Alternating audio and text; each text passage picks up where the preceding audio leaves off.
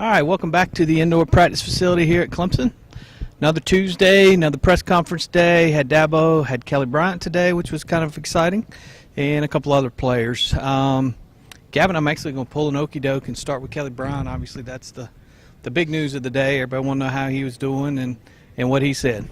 Yeah, well, first of all, he's made it clear that there's no question about his status for Saturday's game. He said, "I'm full go," is his quote. He said, "I'm ready to play today." And he said he would be ready to play today if they played Georgia Tech today. So that's what he said. He said he was without limitation in practice on Monday.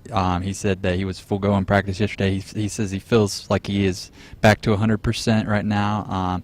He said that he described what he was going through on Saturday. He said he took a hit to the upper chest area and landed on the ball. He said it felt like he got the wind knocked out of him, but he also said he felt like there was something wrong too, like something else wrong besides just getting the wind knocked out of him. And of course, Dabo's talked about how it affected his breathing. It felt like it sped his heart rate up a little bit. So the training staff and the doctors, Clemson's doctors, took all the necessary precautions, did an EKG, did a CT scan, and just didn't want to put him back out. Bryant said he felt like he probably could have re-entered the game, but he just felt like there was no need to do that. He wanted to play it safe and make sure they didn't make matters worse by sending him back in there. So, but the bottom line is Bryant says he's feeling 100% now, and he'll be ready to go on Saturday. A little bit of discrepancy. Dabo said he was in a green jersey. Kelly said he was not in a green jersey. But green jersey doesn't really matter because they don't hit the quarterbacks anyway. So bottom line, Kelly said he felt good. Dabo said he felt good. I think Dabo used 4 words. Felt good, or what did he say? He said he's all good. You know, that's not what he said. He said the same thing twice. He said he's good. He's good. He's good. He's good. So Dabo elaborated a lot for you guys out there. Yeah, we got that on the was by far his All right, so I've already summarized Will's Dabo Sweeney. Yeah, that's pretty much it. So we'll get to the other part. But, you know what's weird? This is week 4. This is like already a month into the football season. It makes me depressed when you think about it. Well, that's because you've already played Mary Poppins and Chitty Chitty Bang Bang. I'm glad you said that second name. I would have said it wrong. but no, Coach Sweeney. It was a weird press conference today. I thought, I don't know. Of course, I said that last week too, and the week before. I think maybe Dabo's getting tired of us. I don't know. They just didn't seem. I don't know. They're playing Georgia Tech, but it just seemed like it was more that Dabo was going through the motions of the press conference, if you will.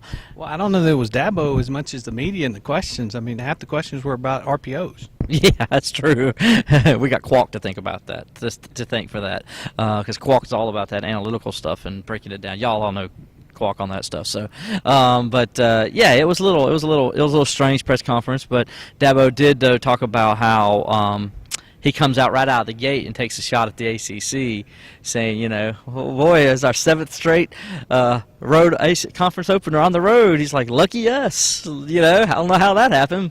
Oh, well, but it did. Does that really matter? You got to play the same road games. Does it matter what order you play them in? No, it doesn't, but it's like, I guess in a way, though, I think the reason he said something, because he wouldn't have said it the way he did if it didn't bother him a little bit, because 7 straight years one team starts on the road.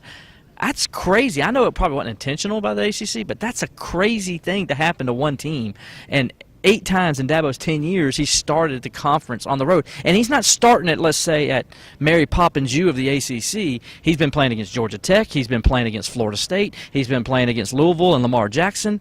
That's who he started his road games with. It's not like they got the easy game to start off with. They're not playing, no disrespect to Virginia. It's not like they're playing Virginia and Charlottesville for the first ACC game. They're playing the toughest ACC game you can play. Virginia and Georgia Tech this year may be about the same. Wow. It's still, though, you're playing. And that streak ends next year, by the way. They're going to open in Death Valley on a Thursday night against Georgia Tech. And we reported that, this summer or sometime? Or so next year we don't have to listen to Dabo complain. We don't have to listen to Dabo complain or anything like that. They will start at Georgia Tech, with Georgia Tech next year in the Valley to open up the ACC network. So pretty confident about that. That's going to happen. So this ACC hadn't made that official, but just out of all the people we've talked to, it seems like that's what's going to happen. So, but anyway, so that was kind of, what my story was about, and talked about Dabo kind of like, doing that. But also, they've won 3 in a row. This could be the 4th straight this year, like you mentioned. Now, they're only 4-3 in those 7 games, but during the current run the Tigers are on, they've done it. But again, as I mentioned, in the past, they are open at Florida State. That's one of the losses. I mean, that's a tough game to open up. Georgia Tech back in '09, Dabo's first year, they open up on a Thursday night there. That's a tough game.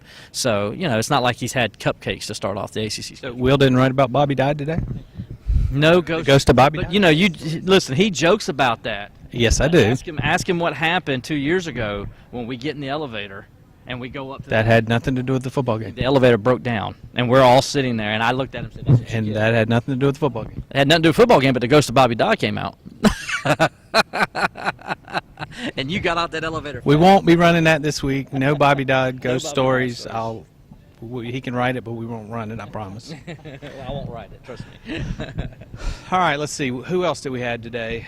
We had Richard came out and talked to us. Had 2 catches Saturday. Talked about how the tight ends were a little bigger part of the offense. He said they saw some stuff in the film going in and kind of knew those routes would be open. So they got that. He's excited to go home. Another one of those guys from Georgia going home, expecting a lot of family there for his last trip back to Georgia. It was just kind of a boring day, to be honest with you. We're going to roll everything out for you guys, but there wasn't a whole lot of excitement. We heard the same things every year about Georgia Tech and how tough it is to stop their defense, and we heard that from Venables and Austin Bryant. We did get him today, and he kind of talked about that and the challenge and how you have to be focused. But I mean, Clemson's defense has done a great job the last 3 years of shutting these guys down. Yeah, Georgia Tech lulls you to sleep with that triple option run, and then the pass. It just feels like we're kind of getting lulled to sleep by these Clemson players. They're just saying the same thing that we hear every year, and so that's just kind of the way it's felt to me. Like touching on your point. Yeah, it's a Georgia Tech. It's boring. It's Georgia Tech. It's boring. It's a boring game, and the way they play it and everything. But you talked about how Clemson's dominated. I did a story yesterday on the site. 122 yards a game allowed rushing is all Clemson's the last 3 years against Georgia Tech, and they've only scored 3 touchdowns, rushing touchdowns in those games. That's pretty darn good. They want to run at least 4 rushing touchdowns a game. You held them to 3 in 3 games. That's pretty darn good defense. Coach V knows how to stop it. He's got the athletes to stop it. The only question, and Dabo talked about this today, is will they take care of the football? You can't have turnovers in a game like this. When you get down there, you need to score and get your points because you're not going to get as many possessions.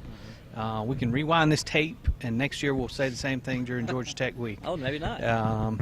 Maybe not. Oh, that's right. It'll be the opener for the ACC network. Well, no. Lots of excitement. Not that, too. There might be a new coach at Georgia Tech. I mean, might be a new coach. We've heard that for the last 4 or 5 years, too. So yeah. We'll see. That's the great highlights from this Tuesday, full of interviews. We want to bring more excitement to you, but we got to tell you what we heard. Everybody is excited about opening ACC play. We get to start that Saturday night. We'll have 5 people strong down there covering for TCI this weekend. We'll bring you all the coverage. Hopefully Clemson starts out 1-0 and comes back home and gets ready for Syracuse. Stay tuned to TCI all week long for the most complete coverage of Clemson football.